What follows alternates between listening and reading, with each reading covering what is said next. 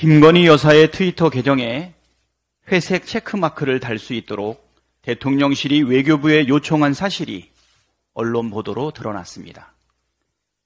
회색 체크마크는 국가 원수, 국가 부수반, 국가급 내각 구성원, 행정부처의 주요 공식 대변인이나 국회의원 등에 제공되는 것으로 민간인인 김건희 여사는 이 중 어디에도 해당되지 않습니다.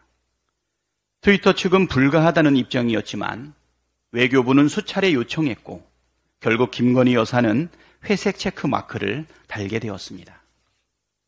한심하고 참담하고 충격적입니다. 김건희 여사는 대통령도 공무원도 아닌 민간인 신분입니다. 대통령실이 민간인에 불과한 김건희 여사의 사적 이익을 위해 외교부에 부당한 지시를 내린 것도 의무 없는 일에 국가의 외교력을 남용한 것도 심각한 문제입니다. 보도에 따르면 김건희 여사는 해외 일정 시 여행 가이드 수준을 요구할 때가 있고 심지어 직접 외교부에 전화해서 독촉을 할 때도 있었다고 합니다.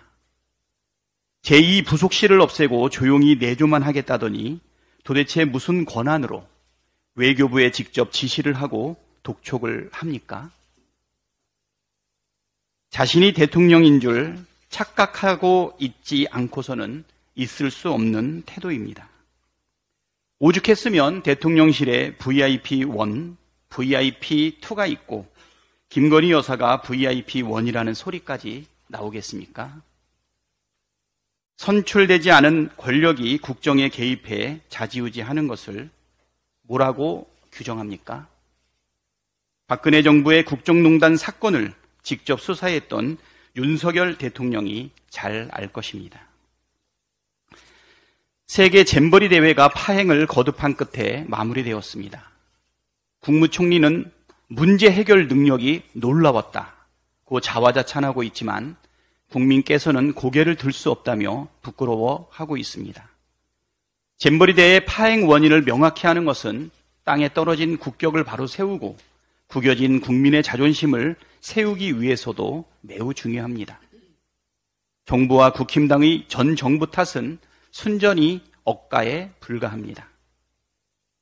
2023 새만금 세계 스카우트 잼버리 지원 특별법 제5조에는 여성가족부 장관의 인가를 받아 조직위원회를 설립하고 이 조직위원회가 세계 잼버리 종합계획 수립 및 세부 운영계획의 수립 시행, 관련 시설의 설치 이용에 관한 계획의 수립 시행, 관련 시설의 설치 관리, 세계 잼버리 참가국 및 국내외 스카우트 기구와의 협력, 그 밖에 세계 잼버리의 원활한 준비 및 운영을 위하여 필요한 사업을 하도록 했습니다.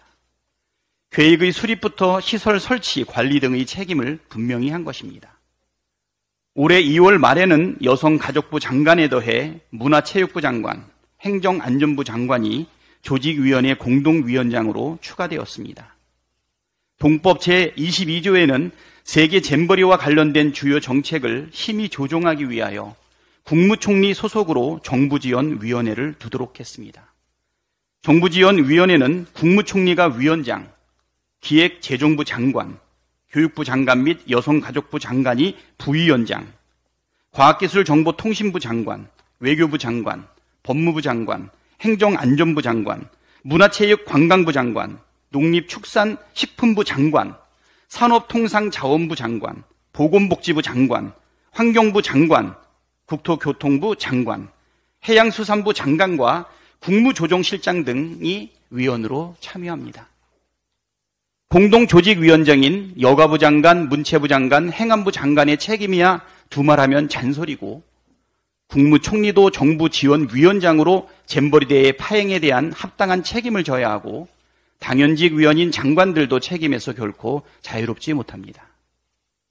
그동안 윤석열 정부와 국힘당은 대형 참사만 발생하면 책임 떠넘기기에 급급해하더니 이번에도 역시 마찬가지입니다. 문제가 생기자마자 전 정부 탓, 지자체 탓을 하며 빠져나갈 국리를 하고 있습니다. 그러나 국민은 바보가 아닙니다.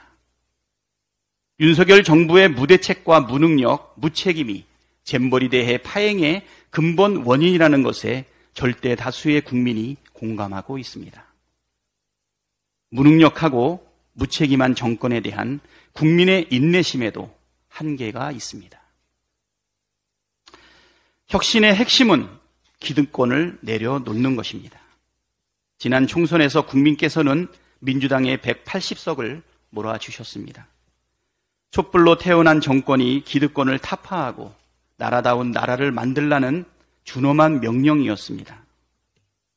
그럼에도 불구하고 민주당은 당원과 국민이 바라는 개혁을 속 시원하게 진행하지 못한 채 실망감만 키웠고 그 결과는 선거 패배로 이어졌습니다. 민주당이 어느새 기득권에 안주하며 당원과 국민의 요구를 등한시한 결과입니다. 대선 이후 당원들의 요구는 두 가지로 압축됩니다. 첫째, 무도한 정권의 폭압으로부터 국민의 삶을 지키기 위해 똘똘 뭉쳐 싸워라. 둘째, 현역 의원 중심이 아닌 당원 중심 민주주의를 실현하라는 것입니다. 이번 혁신안은 민주당의 승리를 바라는 당원들의 절절한 요구가 반영된 것입니다. 저를 포함한 현역 의원들로부터 기득권을 내려놓을 때 당원들의 지지도, 국민의 신뢰도 회복할 수 있습니다. 당원들은 많이 참고 오래 기다려왔습니다. 더는 실망하게 만들 수는 없습니다.